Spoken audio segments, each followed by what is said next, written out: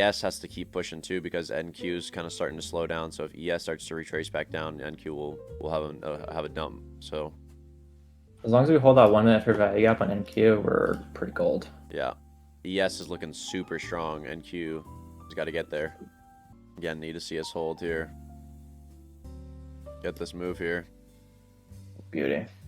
I like managing Good. points. We'll take a partial here. All right, there we go. I'm most out there. Stop to break even on my last contract. Boom. Yes, sir.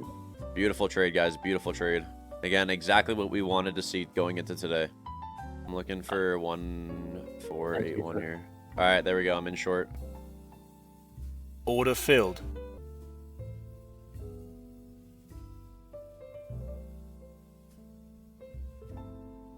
I'm looking to take most off at this low here. Yep. Again, slowly starting to trail my stop here, de-risking the more move that we get in our favor. SMT here. This needs to hold. This needs to be soup right here. Right here. This needs a soup. We should sell off here. I don't want to see... If we come back to break this high, I'll probably get stopped. We should sell off here. There we go.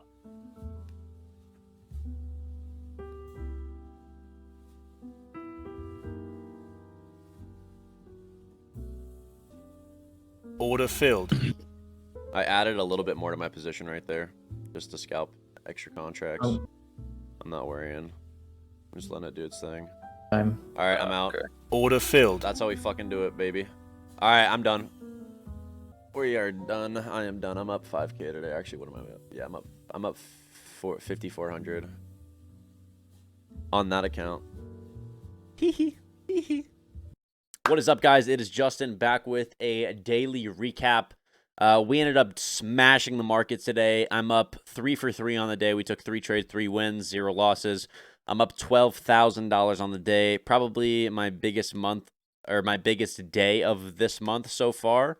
We'll see if that changes. I mean, we only have 6 more. Actually, this is kind of like the last week yet, so I guess we only have 4 more days until next week. But really good day today. Let's go over the trades that we took. I put a little bit of the recording in the start of this video, but now I kind of want to dive into what my thought process was, why I took those trades that I did. So going into the day, looking at NQ, I did have a bullish bias, and I wanted the draw on liquidity to be these relative equal highs here. This is where that daily fair value gap starts to overline. So we actually ended up opening inside bar of that recent previous day. So I was looking to see us expand to at least to take the previous high of that daily candle and then move up into this daily fair value gap, which we actually just did end of day. But going into the morning, the internal draw that I had was these 2 highs right here. So you can see market open around right here. And I was looking to see us hold this area, possibly maybe form SMT, and then push up to this high, and then push up to this high right here. So zooming in to the 1 minute and lower, the first trade I actually took was a long, and it was pretty early into the market, and I'll talk about why. So looking at the 5 minute of kind of where we were here, we had these nice equal lows that started to get taken in the morning and actually ended up forming an SMT with ES. So at the time, ES was not forming a lower low. It was actually forming a higher low. So we actually formed an SMT here as NQ ended up coming down to sweep these equal lows. We came down, formed an SMT, and then I was waiting to see displacement back up to target this internal high. I was expecting all of these highs to get ran through as a low resistance liquidity run. So that's kind of what I was watching. So zooming into the 15 second, as I was looking to trade the internal model, so I really zoomed in here. And we ended up having a open. We kind of had a nice move up and then sold off. And then we ended up taking this internal low in the morning, pretty much right at the open. We had a push up, came back down, swept this.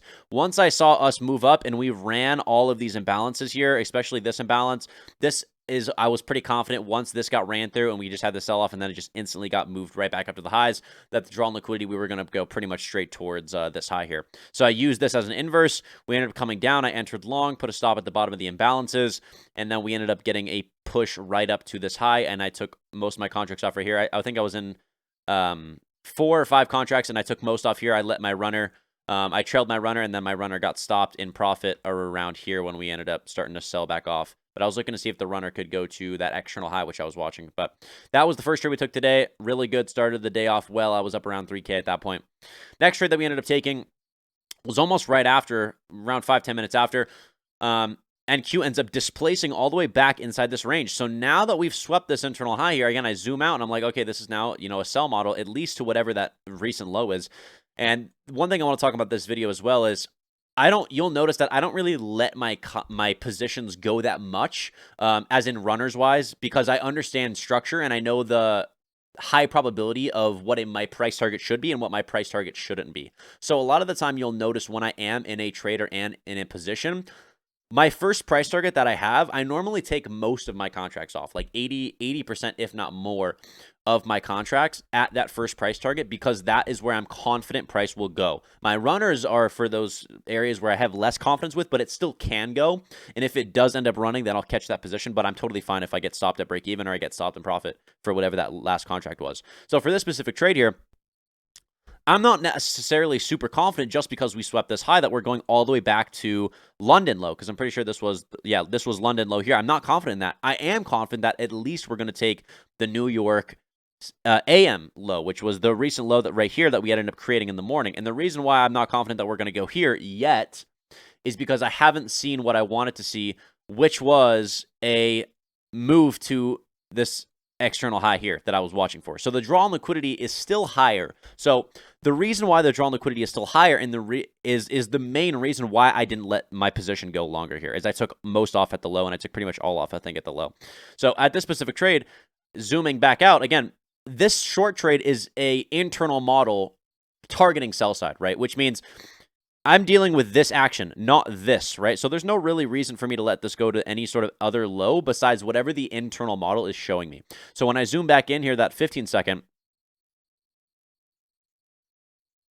this is a perfect 2022, regular ICT market maker sell model. I mean, we come up, we sweep that internal buy side level, we get nice displacement to the downside. I'm pretty confident now that we're going to go see this recent low here acting as sell side. And again, you have to think about this algorithmically, right? A lot of the times when we want to go to whatever that external draw is, you have to think about all the people that are now in longs from this position. Once we get this displacement right now, the algorithm flips sides to then go to take whatever those sell stops are, right? Because all of the people that have now been in long from this point forward, all in the morning, have now put their stop at low of day, right? Hoping that the market's now going to go higher and break out to the upside after having a bullish morning, just for it to flip down and take out all of those traders right here. So all of the people that were in long in the morning who have now trailed their stop to this daily low, now market pushes it down, gather liquidity, stopping out all those traders just for it to move back up. So I'm confident at this point in time right here that we're now looking to start to see a move to stop out all of those long traders. So I'm taking advantage of that, right? So we get displacement back inside the range. I wait for the pullback to this imbalance, right? Perfect. I had literally almost zero drawdown on this trade, got a great fill, and then ended up selling off straight to this, and I ended up taking off all my contracts at this sell side level right here. And that was the second trade that we ended up taking together. And that was, again, a really banger trade. So after that, I didn't really touch anything. I kind of waited. I stepped away, edited some videos and stuff. And then I came back in the market and I realized that we were actually forming another really, really good setup. And a lot of times when I'm up 2-0 in the morning and I'm already up, as I think I was up like 8 or 9K in the morning. Normally don't really trade after that, but next setup I saw was, I was, again, super confident in, so I just had to take it. So we ended up coming up, finally taking out that buy side level that we've been watching on a bigger time frame, right? Keep in mind, 15-minute time frame, 15-minute time frame. And also look where we rejected off of, which is this 2 to 2.5 standard deviation area. We tapped it perfectly, rejected after sweeping buy side, which was the original manipulation move that we had on Monday, sweeping that external sell side level, right? So we can take the manipulation move, giving us a projected target for those longs and where we could possibly reject. And we ended up coming up straight to that and ended up respecting it to a T.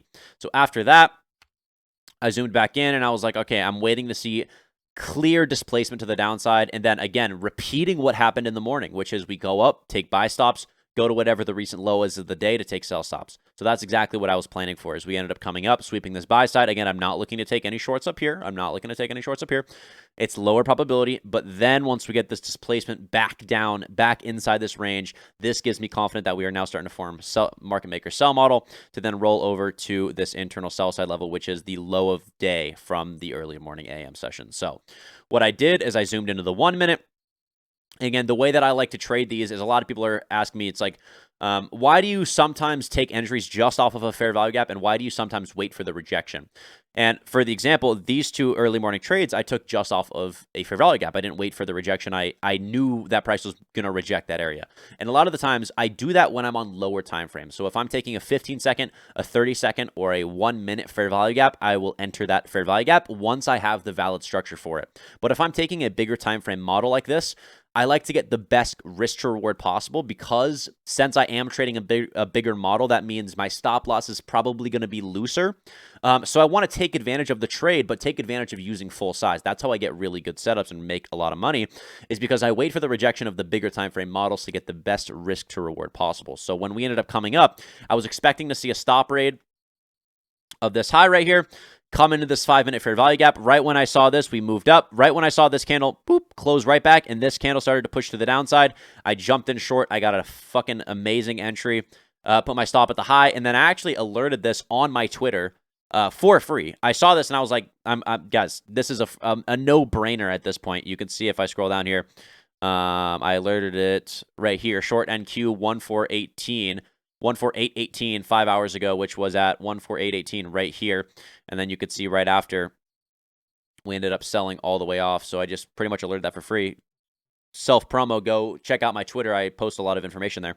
But I entered short here, and then I actually ended up adding more to it around here. I added more contracts around here, expecting to see a continuation lower. Took most of my contracts off. I took half of my contracts off right here at this first low, and then I took all off at this. Again, I'm not looking to see.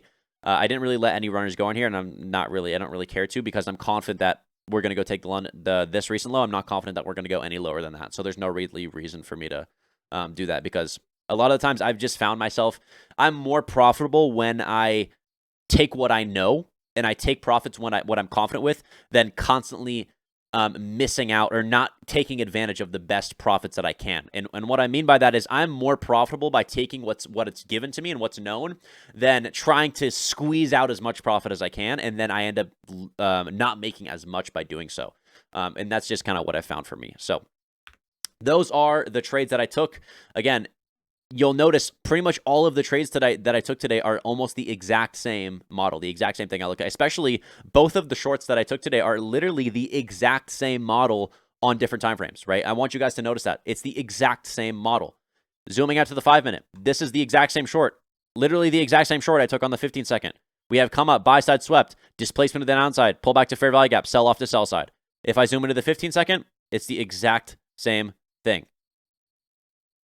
Sell side or buy side taken, displacement to the downside, pull back to fair value gap, see sell side. Literally the exact same thing. It looks the exact same. It's the exact same model, right? This shows you how much the markets play out in favor of ICT and inside of market maker sell models, market maker buy models. The more that you start to think about the market in this sense, you're going to start to be accurate. You're going to understand where the market's going. You're going to start to build conviction and confidence with trusting your edge and trusting the experience you've built.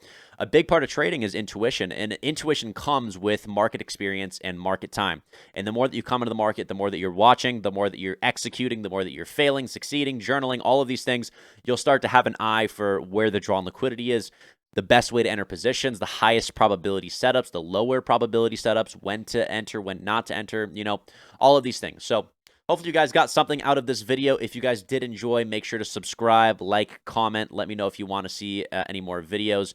Anything specifically as well. If you guys want to learn more about any sort of concepts or ask me any questions, feel free to comment those down below. So enjoy the rest of your day, guys, and I will see you all in the next one. Peace.